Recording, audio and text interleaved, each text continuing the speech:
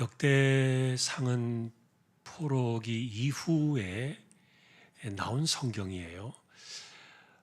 그리고 포로에서 돌아온 사람들은 우리가 에스라서 느헤미야에서 보신 것처럼 정통성이 굉장히 중요하게 여기던 때예요. 다시 말하면 혈통을 중시했어요. 왜냐하면 예전에 예루살렘에 살던 그 당시의 신앙을 계속 이어가야 하는 그런 중요한 문제가 있었기 때문에 정통 유대인들 가려야 되는 그런 절박한 시기가 에스라서, 느헤미야서, 그리고 스룹바벨 이런 분들의 시대였어요.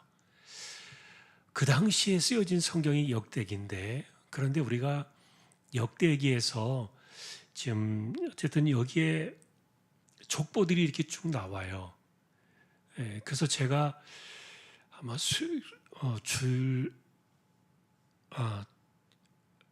그 평일날 새벽에 그 본문을 제가 이야기했던 기억이 나는데, 역대상은 그 당시에 예를 들면 에스라가 가려내고 스룹바벨이 가려내고 느헤미야가 가려냈던 그 잃어버린 북쪽 이스라엘 열지파를 다시 이렇게 족보로 가지고 옵니다.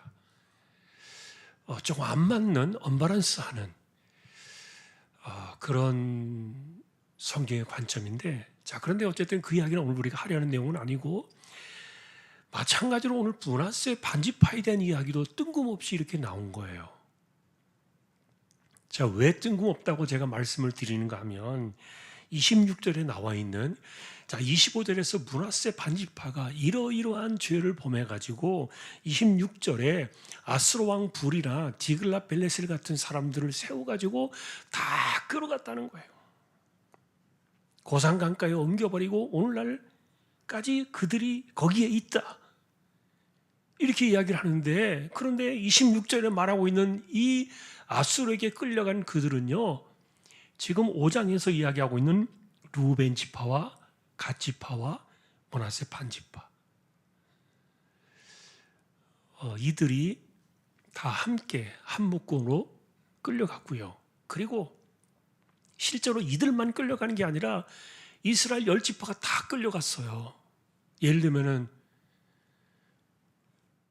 유대와 베냐민 두 개 지파를 빼놓고, 그리고 레위 지파는 남쪽에도 있었고 북쪽에도 있었고, 이러니까 섞여 있었지만 어쨌든 이 공식적으로 유다와 베냐민을 뺀 나머지 10지파는요 다 끌려갔거든요. 그런데 마치 므낫세 반지파만 끌려간 것처럼 이렇게 뚱딴지같이 이렇게 이 구절을 기록해 놓은 거예요.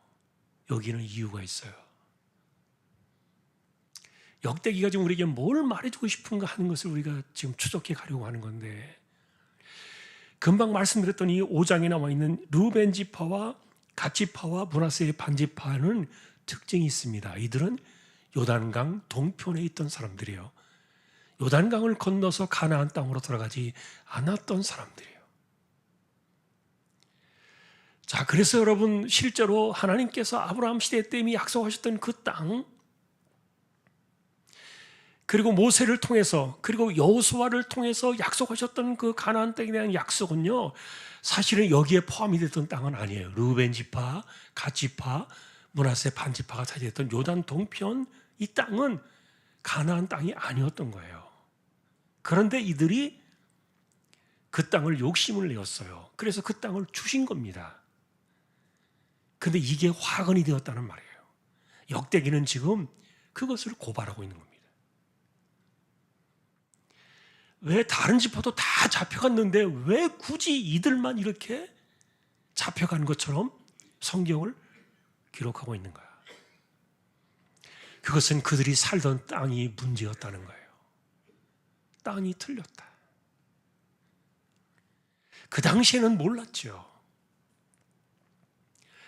그리고 그 당시에는 사람들이 요단강 건너서 가나안 땅만 주신 게 아니라 이 가나안 동편 요단강 건너가지 않아도 이렇게 넓고 큰 땅을 또 우리에게 선물로 주셨구나, 하나님의 축복이 이렇게 커졌구나, 이렇게 그들은 생각했을지 모르겠는데 이게 화근이었던 거예요. 다시 말하면 그것은 축복이 아니라 독이었던 겁니다.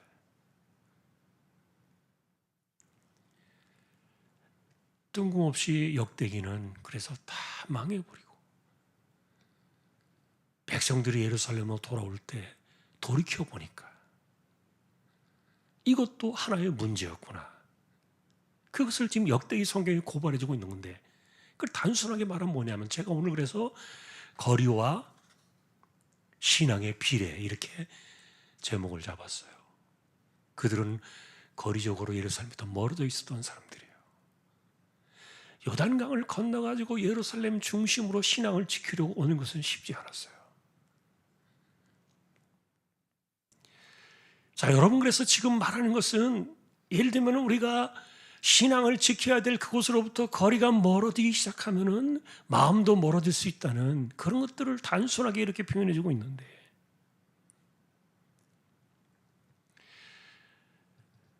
그러다 보니까 우리가 예를 들어서 좋은 신앙을 가지려고 하면은 내가 신앙을 지켜야 되는 그 성전 중심으로 이렇게 자꾸 가까이 움직여가는 것들을 권장하는 이유가 그런 것도 있어요.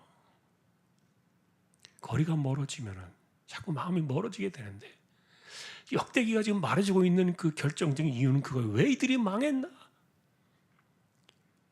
하나님이 본래 약속하셨던 땅도 아닌데 거기가 좋으니까 그걸 고집 부려가지고 그 당시에 모세한테 때를 써가지고 얻어낸 땅이었거든요. 원래 약속의 땅은 아니에요. 마치 아브라함의 조카 롯이 말입니다. 네가 어느 곳인지 선택할 곳을 찾아서 가. 그러니까 롯이 이렇게 보니까 요단 동편 들을 보니까 그 땅이 어땠습니까? 목초가 푸르렀고 살기에 너무 좋았던 땅으로 보였죠. 그래서 아브라함이 그곳을 따라 들어갔던 거예요. 그런데 르벤, 갓지파, 므낫세 반지파가 똑같은 그런 그 방법을 택했던 겁니다. 약속의 땅에 있는 하나님 중심의 신앙을 생각하면서 그들이 살아갈 땅을 바라보는 것이 아니라 자기들의 눈에 보이기 좋고 그리고 또 살기 좋고 그런 것을 우선적으로 선택하며 갔던 그것이 그 당시에는 몰랐던 거예요. 그런데 세월이 흐르고 나서 나라가 망하고 이렇게 다시 포로로 돌아오고 나서 정신을 차리고 신앙의 모습들을 정리하다 보니까 이들의 삶이 틀렸다는 것을 말해주고 있는 거예요. 자, 그러니 여러분, 우리가 생각할 때 그래요. 거리가 멀어지면 신앙이 멀어지는 것도 비슷하다는 생각도 들어요. 그러나 사실은 역대기가 여기서 이제 고발하고 있는 것은 단순한 거리의 문제만은 아니었어요. 실제로 25절에서 역대기가 고발하고 있는 것은 그들이 거리를 핑계 삼아가지고 하나님부터 마음이 점점 멀어지고 있었던 거예요. 그래서 한편으로 이 거리에 대한 이 문제는요, 사실 역대기는요 상당히 상징적인 이중의 창문을 가지고서 이것을 말해주고 있었는데, 실제로 우리의 몸은 예배 장소로부터 거리가 멀어지면 예배가 점점점 소홀해질 수 있다는 것들을 말해주고 있는 현실적인 이야기를 해주고 있고요. 또 하나의 문제는 실제로 아무리 거리가 가까워도 예배에 소홀하고요, 예배에 대해 집중하지 않으면요, 그건 마음이 멀어지는 것이에요. 예배를 아무리 잘 드린다 할지라도 말씀을 우리가 듣지 아니하고 말씀으로부터 멀어지면요, 귀를 닫아버리면요, 그건 마음이 멀어지는 거예요. 동시에 이런 것들을 역대기는 고발하고 있는 겁니다.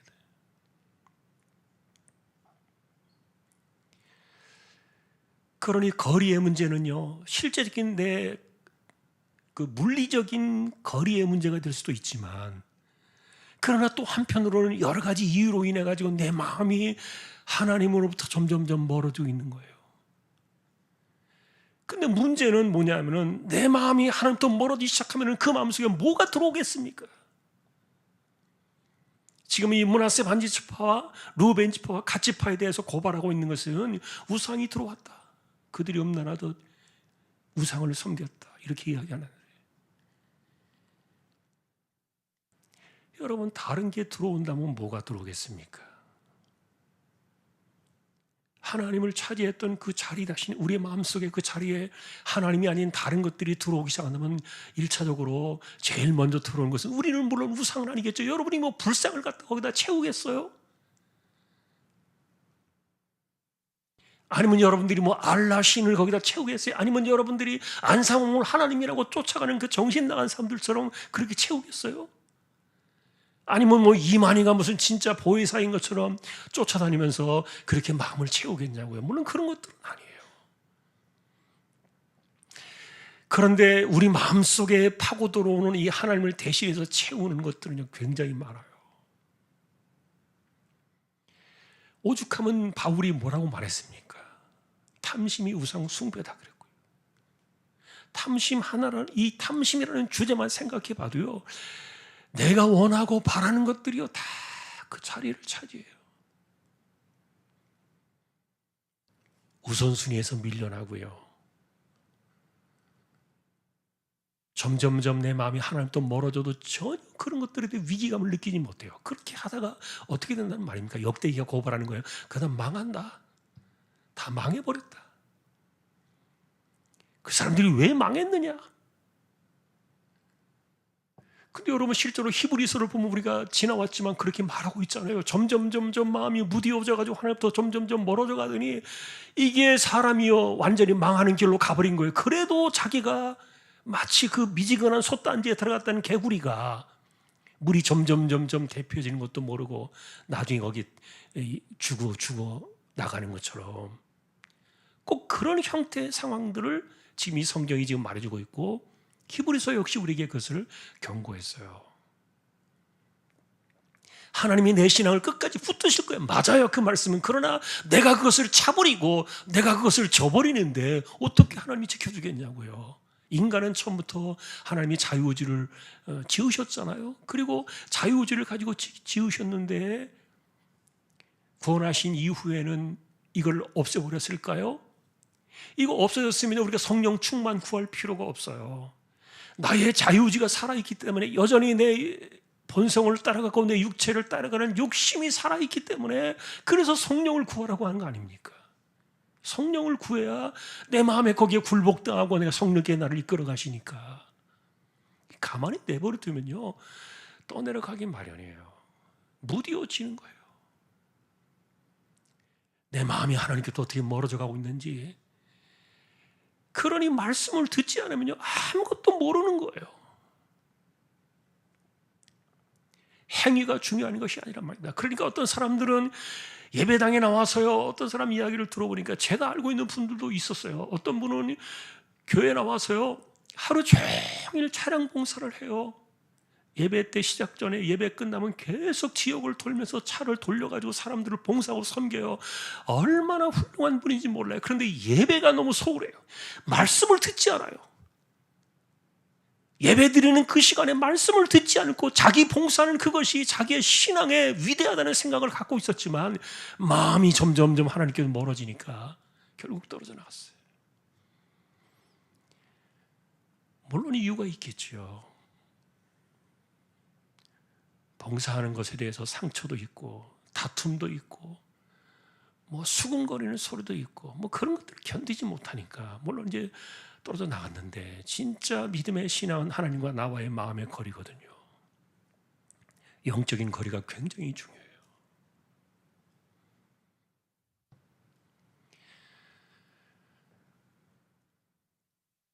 참 역대기는 그래서 뜬금없는 성경이에요. 참 이전에는 그냥 이렇게 지나갈 때는 아무 생각 없이 지나갈 때는 족보를 쭉, 이게 9장까지 이렇게 족보를 쭉 쓰고 있으니까 도대체 이 족보를 왜 썼을까? 뭐 당연한 거 아닌가 이렇게 생각을 했는데, 그런데 역대기가 기록된 성경의 연대를 생각해 보니까 이게요 이스라엘 10지파를 막 의도적으로 막 지워버리던 그 시절에 이 성경이 나온 거예요. 그러니까 얘만 홀로, 역대기 성경만 홀로 아니야, 하나님은 그 백성들을 다 부르실 거야. 유대하고 베냐민만 남은 게 아니야. 하나님은 그의 택하신 백성을 한 번도 버리신 적이 없어. 그들은 BC 720년에 망해가지고 다 흩어져버리고 우상과 혼합종교로 그들은 타락해버리고 완전히 이렇게 짬뽕이 되어가지고 진짜 신앙이 뭔지도 모르는 그런 사람이 되어버렸지만, 그러나 하나님은 그들을 버리지 않으셨다는 거예요.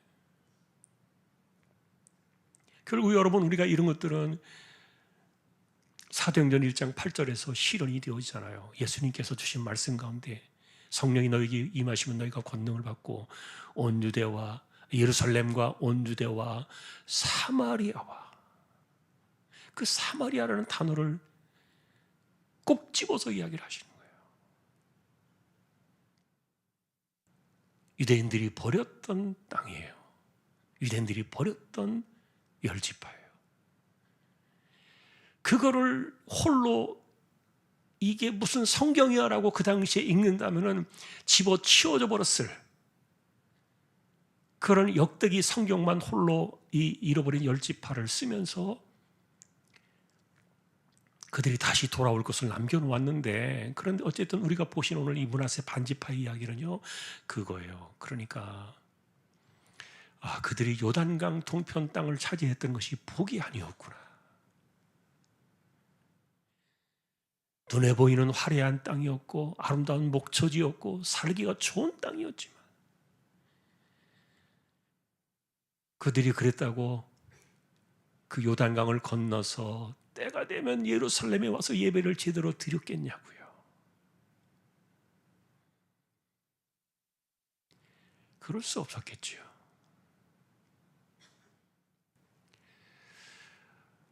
여러분, 신앙은 한 번 내가 믿으면, 한 번 내가 구원받으면 이건 영원한 거야. 마음대로 살아보세요. 자기 하고 싶은 마음대로 하고 해보세요. 그게 실현이 되는지. 오죽하면 바울은요, 내가 구원을 이루려고 두려운 마음으로 달려간다 그랬을까? 그는 우리에게 이신칭의 믿음을 가르쳐준 사람이었고요. 그리고 우리가 성령으로 살아야 한다는 것들을 그렇게 가슴 아프도록 외쳤던 사람이에요. 그러니 오늘날 우리는 그 이야기를 두 가지로 이야기했잖아요. 신학에서 우리의 신앙을 확인해 줄 수 있는 것은 두 가지밖에 없다. 하나는 새 언약이다. 그리스도의 십자가의 살과 피를 먹고 마심으로 인해서 그분의 십자가의 사건이 나의 사건이 되는 거예요. 이게 나의 거듭남의 정체성을 확인해 주는 첫 번째 사건이라면, 두 번째, 그렇게 되어진 사람들이 살아가는 유일한 삶의 방식은, 바울이 말했던 것처럼 성령을 따라 살아가는 삶의 방식은 뭐라 그랬습니까? 서로 사랑하는 것이다. 서로 사랑하라. 유일하게 주신 세 계명이었어요. 예전에도 제가 그런 표현의 말씀들을 좀 했습니다만, 저는요, 안상홍 그러면요, 콧방귀도 안 꼈어요. 그 뭐 알지도 못하는 그 이상한 인간이 밥 먹다가 뭐 자기 하나님이라 그랬는데, 그 교회를 만들어 놓고 자기 이름을 번따가지고 자기 하나님 행세하다가 밥 먹다가 뭐 잘못 먹어가지고 얹혀가지고 쓰러져서 3일 만에 죽은 사람 아닙니까? 뭐 냉면 먹다가 죽었다는 그런 기록이 있으니까, 안상홍이가.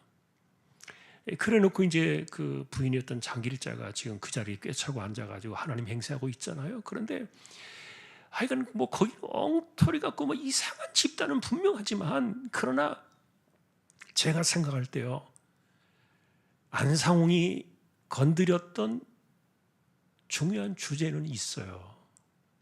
이단에게서 배우자는 얘기가 아니라, 안상홍은요, 이 서로 사랑해야 구원받는다는 이 주제를 그는 살려놓았어요. 그래서 여러분들이 이 하나님의 교회라고 말하는, 우리 하나님과 헷갈리니까, 그러니까 안상홍 교회 그 교인들을 혹시 아는 분들이 계신다면요, 그분들의 이야기를 한번 들어볼 기회가 있으면 물어보세요. 그분들이 왜 거기를 나가는지. 진짜 교리 때문에 나가는 게 아니에요, 그 사람들이. 교회가요, 상상할 수 없을 만큼의 거기는 사랑을 베풀어요. 최근에 알았어요, 저는. 창피한 거예요. 우린 정통교리를 갖고 있는데, 정통신앙을 갖고 있는데, 저들은 구원받지도 못한, 엉뚱하게 안상홍이 하나님이라고, 장길이 하나님이라고 말하면서도 그들은요, 그들이 말하는 이 서로 사랑하는 이 계명을 지키는 것은요, 따라갈 수 없어요. 자랑할 수 없는 거죠, 우리가. 정통신앙, 정통신앙 그러면서 뭐 엉터리로 예배도 드리지도 않고 말씀도 안 듣고요. 점점점 하나님과의 거리가 멀어지고요. 이렇게 살아가면서 자기 무슨 정통신앙의 교인이라고 생각하는 이런 것들이 얼마나 허황된 것인가. 창피할 수 있다는 거예요. 어쨌든 거리와 신앙에 대한 이야기를 역대기는 암시해 놓았어요.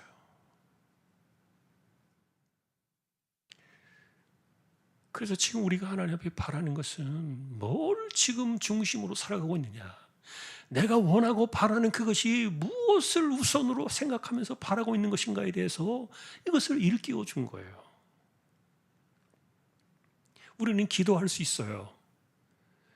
그리고 우리 하나님 앞에서 뭔가를 구하며 살아야 돼요.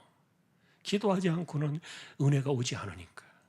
어쨌든 지금의 시대는요, 동산에서 쫓겨나고 난 이 시대는요, 기도해야만 은혜를 주세요. 가만히 있어도 은혜가 저절로 오는 게 아니에요. 가만히 있어도요, 성령의 충만함이 우리 안에서 막 일어나는 게 아니라니까요. 기도하지 않으면요, 아무것도 일어나지 않아요. 그러니까 내가 성령의 충만을 구하지 않으면 절대로 성령 충만은 일어나지 않는다니까요.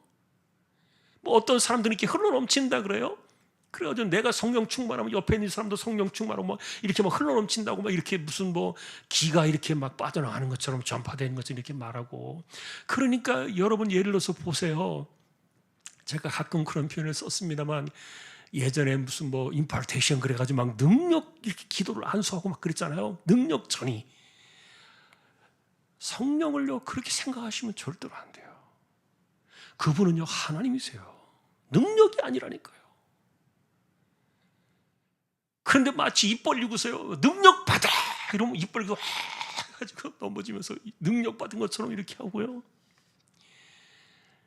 자기가 무슨 성령의 능력이 있는 사람이 기도해가지고 막 능력이 막 서로 막 전달되어지고, 성령을 그렇게 표현하시면 절대로 안 됩니다. 그건 하나님이시라니까요.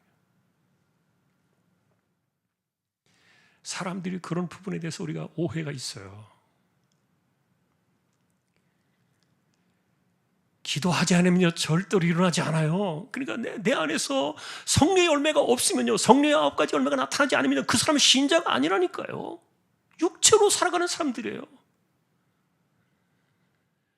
그런데도 내가 성령의 열매를 구하지 않아요. 지금 성령의 열매가 없단 말이에요. 내 삶에 사랑과 희락과 화평과 오래 참음과 온유와 절제와 자비와 양성과 충성과 이런 것들이요 우리 안에서 일어나야 되는데 이게 없단 말이에요. 그런데도 아무런 감각이 없어요. 구할 생각도 없어요. 기도하지도 않아요. 그러면 저절로 나타날까요? 그걸요 다 막아버린다는 거예요. 그래서 바울이 그렇게 말한 겁니다. 우리 안에서 두 개의 싸움이 있다. 성령의 소욕이 있고 우리 안에 육체의 소욕이 있는데 이 두 개가 서로 싸운다 그랬어요. 그런데 내가 지금 선택하는 것은요 육체의 소욕이에요. 내가 성령의 소욕을 구하지 않으니까 내 본성은 당연히 내 안에 나는 육체를 따라가잖아요. 육체의 소욕을 자꾸 따라가잖아요. 그런 곳에 성령의 열매가 맺혀질까요? 기도하지 않으면 안 된다는 거. 내가 원하지 않는데. 동산에 쫓겨나고 난 이후에 타락한 이 세상을 살아가는 사람들이 우리가 구원받았을지라도 우리 유신이와 같은 성령의 사건들은요, 은혜의 사건들은요, 기도해야 돼요. 예수님께서 뭐하러 당신의 이름을 우리에게 주시면서 기도하라고 하셨겠냐고요. 내 이름을 줄 테니까 이제 내 이름으로 기도해. 이게 뭐 필요하겠어요? 만일 그냥 주신다면 아무 필요가 없잖아요. 그런데 주님은 그 이름을 주셨어요. 이게 왜 그럴까요? 지금 우리가 살아가는 세상에 대한 분명한 이해가 필요한 거예요. 기도하지 않으면 오지 않아요.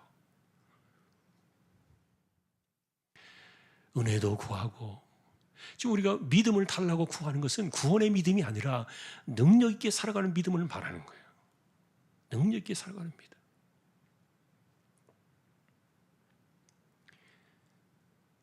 이번 주에 부산에서 우리 교단 기도회가 있었잖아요. 근데 어떤 분이 그런 이야기를 하세요. 설교를 하면서 물론 이제 다른 어떤 신학자들의 이야기를 가져온 것인데, 믿음은 20초의 선택이라고 하나 이렇게 표현을 하더라고요. 근데 그게 어디서 나온 말이냐면은, 베드로가 그 예수님이 물 위로 걸어오시는 모습을 볼 때 제자들이 유령이다 그랬잖아요. 유령이다. 그런데 제자들이 말하기를 예수님이시다, 나다 이렇게 말했더니 정말 주님이시라면 나 걸어오게 해주세요. 이 정신 나간 이 제자가 뛰어들었단 말이에요. 뛰어들었는데 보니까 이게 정말 무섭거든요. 죽을 것 같은 거죠.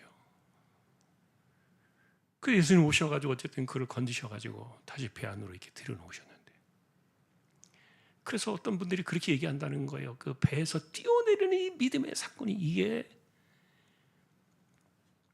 20초의 정신 나간 시간이라는 거예요.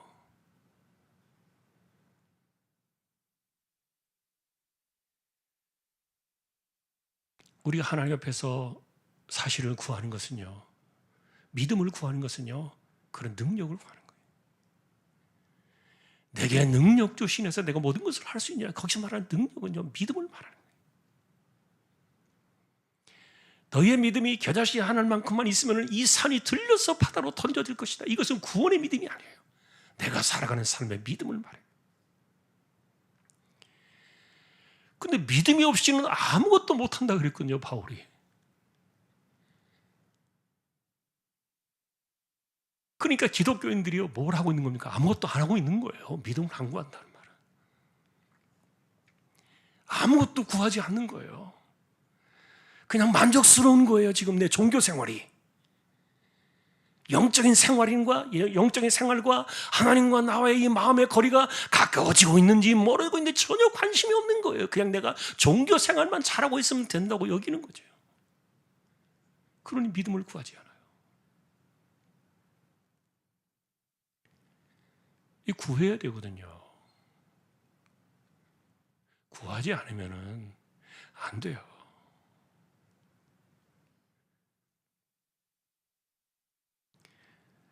예수님께서 귀신 들린 아들을 데리고 온 그 아버지를 제자들이 고쳐주지 못했을 때 내려와 보니까 막 씨름하고 있었잖아요. 그래서 뭐 하고 있냐 그랬더니 그 아버지가 이제 예수님께로 막 달려와가지고 제자들이 좀 이 아들을 고칠 줄 알았더니 못 고치고 있나이다 그랬더니 그 아버지가 예수님께로 와서 그 말을 하면서 그랬어요. 그러면서 주님, 만약 할 수 있거든 내 아들을 좀 고쳐주십시오. 그러니까 예수님이 그러셨죠. 할 수 있거든이 무슨 말이냐, 믿는 자에게 능치 못할 일이 없느니라 그랬는데, 거기서 말하는 그런 것들이 믿음을 말하는 거거든요. 믿음, 구원이 아니라 믿음을 말하는 것인데,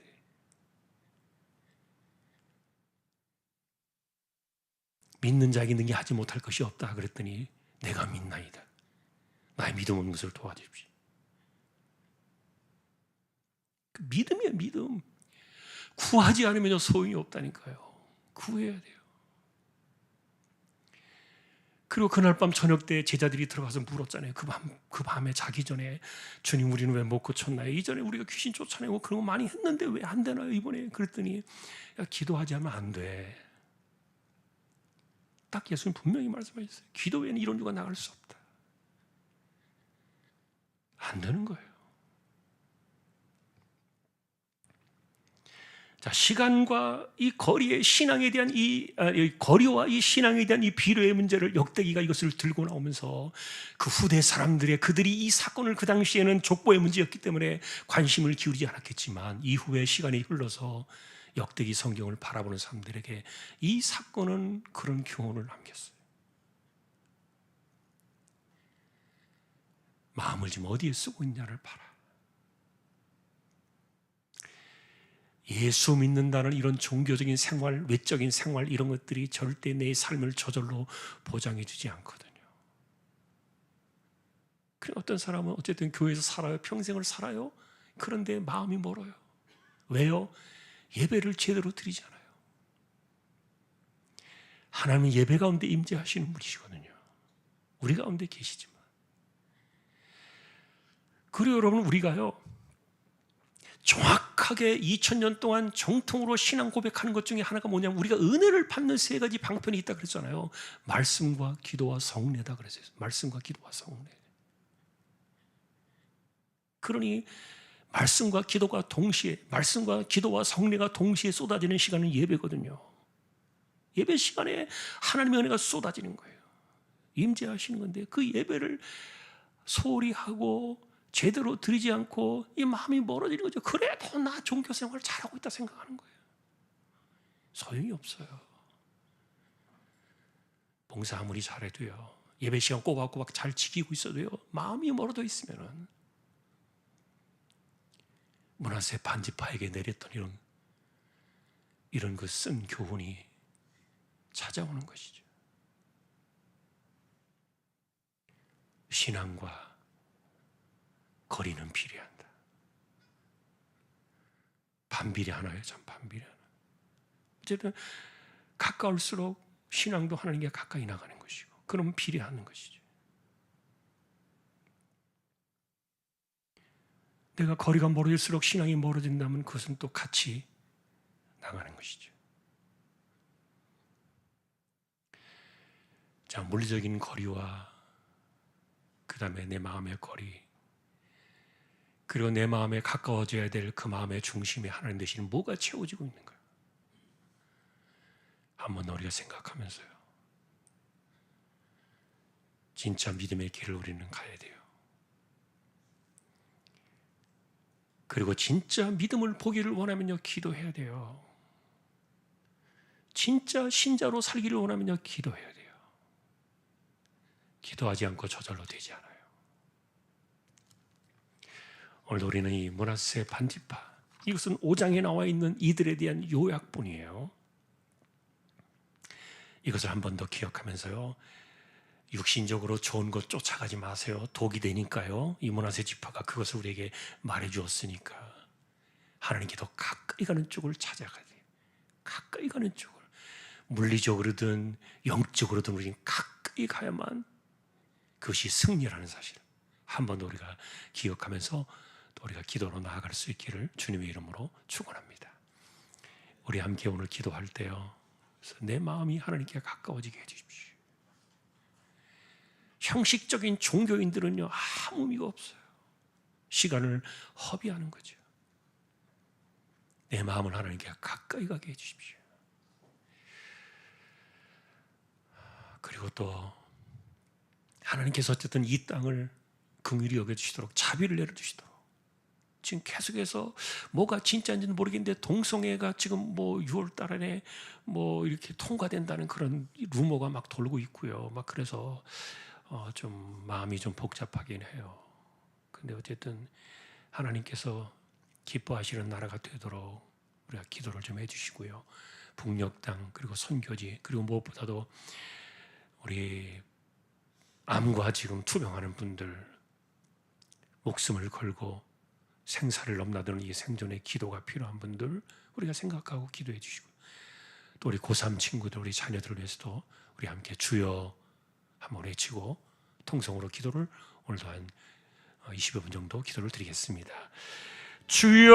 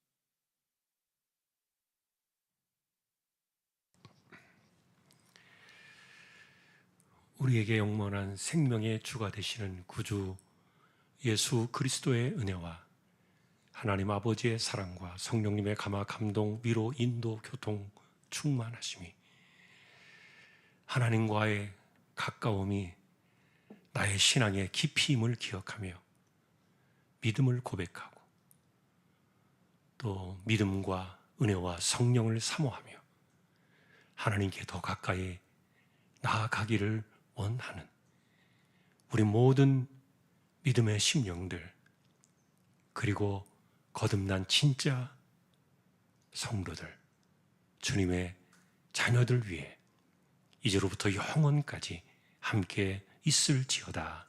아멘.